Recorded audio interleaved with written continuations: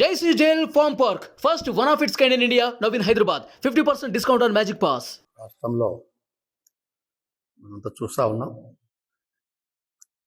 ఎన్నికల వేడి రగులుకుంది. అధికార పక్షం దురాగతాలు రోజు రోజుకు రెచ్చిమిడుతూ ఉంటే ప్రతిపక్షాలపై అనవసరమైన ఆరోపణలు చేయడం, ఎందుకు ఎన్డీఏ కూటమిపై అధికార పక్షం దాడులు, దౌర్జన్యాలు కూడా ఎక్కువైపోయినాయి. ఎందుకంటే వాళ్ళకి ఇంకా అర్థమైపోయింది, పవన్ కళ్యాణ్ గారు ఈ రాష్ట్రం బాగు కోసం ఈ దుర్మార్గమైనటువంటి ప్రభుత్వాన్ని ఎదుర్కోవాలని చెప్పేసి, అందరము కలిసి ఎదుర్కొంటే బాగుంటుందని చెప్పేసి ఆయన తన రాజకీయ చతురతతో రాష్ట్రంలో తెలుగుదేశం, బీజేపీ, జనసేన మూడు కలిసి పోటీ చేసే విధంగా తీవ్రమైనటువంటి కృషి చేసి, అందులో ఆ యొక్క రాజకీయ ఎత్తుగడలో ఆయన సక్సెస్ అయినాడు. సక్సెస్ అయి ఈ వైసీపీ ప్రభుత్వం మీద, ఈ జగన్ రెడ్డి ప్రభుత్వం మీద యుద్ధం ప్రకటించి ఈ ప్రభుత్వాన్ని గద్దె దించేందుకోసం ప్రణాళిక ప్రకారం ఆయన ముందుకెళ్తా ఉన్నాడు. అది ఓర్వలేక ఈ వైసీపీ ప్రభుత్వం, ఈ జగన్ రెడ్డి మంత్రులు, ఎమ్మెల్యేలు ఒక పథకం ప్రకారం జనసేన పార్టీలోకి చొరబడి మా యొక్క నాయకులను ప్రలోభాలకు గురి చేస్తూ వైసీపీలో చేర్చుకుంటా ఉన్నారు. ఒకటే చెప్తా ఉన్నా, నేను జనసేన పార్టీ నుంచి గతంలో మా పార్టీలో పనిచేశారు. వారి కారణాలు, వాళ్ళ వ్యక్తిగత కారణాల ప్రతి ఒక్కరికి ఉంటాయి. టికెట్ రావాలి, ఎమ్మెల్యేలు కావాలని ప్రతి ఒక్కరికి ఉంటాయి. నాకు ధర్మవరం టికెట్ నేను ఆశించా. నాతో పాటు చాలామంది చాలా నియోజకవర్గాల్లో ఆశించారు.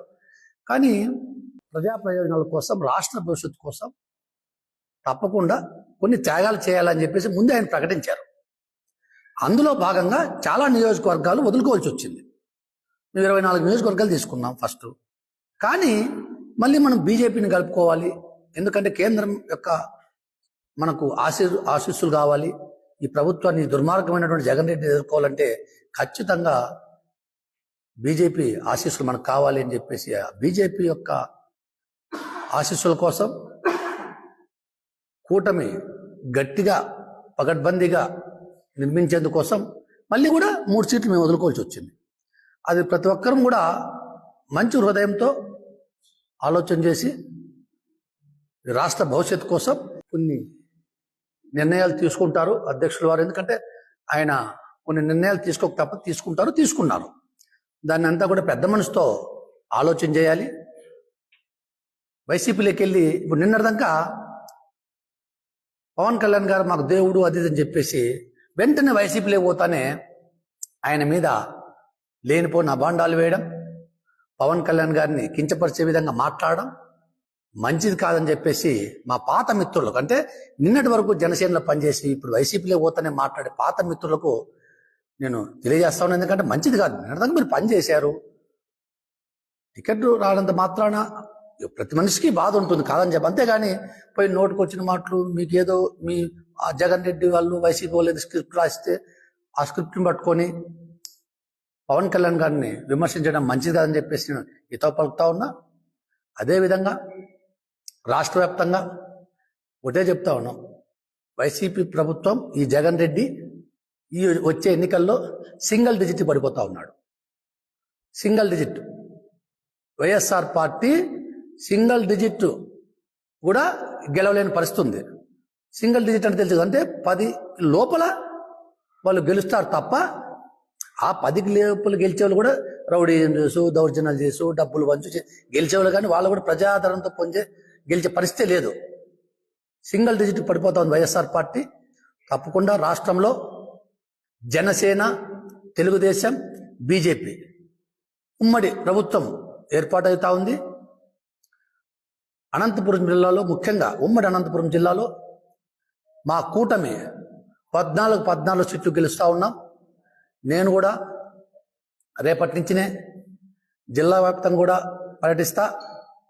పర్యటించి తప్పకుండా 14 జిల్లాల్లోనూ 14 నియోజకవర్గాల్లోనూ మా జనసేన కార్యకర్తలను నాయకులను ఉత్తేజపరిచి 14 సీట్లు గెలిచే విధంగా తెలుగుదేశం అభ్యర్థులకు అయితేనేమి అంటే మిత్రపక్ష అభ్యర్థులకు వారి యొక్క విజయాన్ని కృషి చేయాలని చెప్పేసి అందరినీ కూడా సమాయత్తం చేస్తాం. అదేవిధంగా రాయలసీమ వ్యాప్తంగా ఉన్నటువంటి ఎక్కడైతే ఇబ్బంది ఉందో, ఎక్కడైతే మా జనసేన పార్టీ బలమైనటువంటి క్యాడర్ ఉందో ఆ నియోజకవర్గాలన్నిటికీ రాయలసీమ వ్యాప్తంగా పర్యటిస్తాం. ఎందుకంటే ఇంకా మనకు 4 రోజులు టైం ఉంది. పర్యటించే కూడా మంచి చాలా అవకాశాలు ఉన్నాయి కాబట్టి రాయలసీమ వ్యాప్తంగా మా జనసేన అభ్యర్థుల కోసం, అదేవిధంగా మా యొక్క కూటమి అభ్యర్థుల కోసం ఎక్కడెక్కడ అవసరమైతే రాయలసీమ వ్యాప్తంగా అన్ని నియోజకవర్గాల్లో పర్యటిస్తాం. ఎందుకంటే పవన్ కళ్యాణ్ గారి ధ్యేయమే మా అందరి ధ్యేయం. తప్పకుండా నా బాధ్యత, నేను రాష్ట్ర ప్రధాన కార్యదర్శిగా నాకు మంచి హోదా కల్పించారు. ఎందుకంటే నాగబాబు గారితో సమానంగా నాకు హోదా అంటే ఆయన సోదరునితో సమానంగా నాకు హోదా కల్పించారు. తప్పకుండా నేను ఆయన యొక్క నిర్ణయాలకు కట్టుబడవలసిన అవసరం ఎంతైనా ఉంది. ఎందుకంటే రాష్ట్ర ప్రయోజనాల కోసం, ఈ యొక్క దుర్మార్గమైనటువంటి ప్రభుత్వాన్ని గద్దెదించేందుకోసం కొన్ని త్యాగాలు చేయక తప్పదని చెప్పేసి ముందే చెప్పాడు ఆయన. మనం త్యాగాలు చేయాల్సిందే, ఖచ్చితంగా ఈ ప్రభుత్వాన్ని ఎదుర్కోవాలంటే అని చెప్పాడు. ఆ త్యాగాల్లో భాగంగా ఎంతో మందికి నష్టం జరుగుతుంది. భారత మామూలు కామన్ ఇది. ఎక్కడైనా ఏ పార్టీలో అయినా ఏ యొక్క సమాజంలో టికెట్ రాకుండా ప్రతి ఒక్కరికి ఉంటుంది. అంత మాత్రాన ఎవరు అధైర్యపడవలసిన అవసరం లేదు. మాకు కూడా ఉంది. అనంతపురం జిల్లాలో ఒక 2 సీట్లు ఇచ్చింటే బాగుండు అనేది మా ఒపీనియన్. ఎందుకంటే బాగా ఓట్లు ట్రాన్స్ఫర్ ఈజీగా అయ్యే పరిస్థితి ఉండదు కాబట్టి. ఇప్పుడు రాప్తాడు ఉంది, గట్టి పోటీ ఉంటుంది. చాలా నియోజకవర్గాల్లో గట్టి పోటీలు ఉంటాయి. గట్టి పోటీ ఉండే నియోజకవర్గాల్లో ఓటు ట్రాన్స్ఫర్ కావాలంటే ఇక్కడ కూడా కొన్ని సీట్లు వచ్చింటే బాగుండు అనేది మా ఒపీనియన్ అది. కానీ రాజకీయ కారణాల వల్ల అంటే ఈ యొక్క వైసీపీ ప్రభుత్వం ఎదుర్కోవడంలో కొన్ని సీట్లు మనం త్యాగాలు చేయక తప్పదు. ఇటువంటి పరిస్థితుల్లో తప్పకుండా ఈ రాష్ట్ర భవిష్యత్తు కోసం ఆయన త్యాగం చేశాడు. దాన్ని మేము ఆహ్వానిస్తా ఉన్నాం.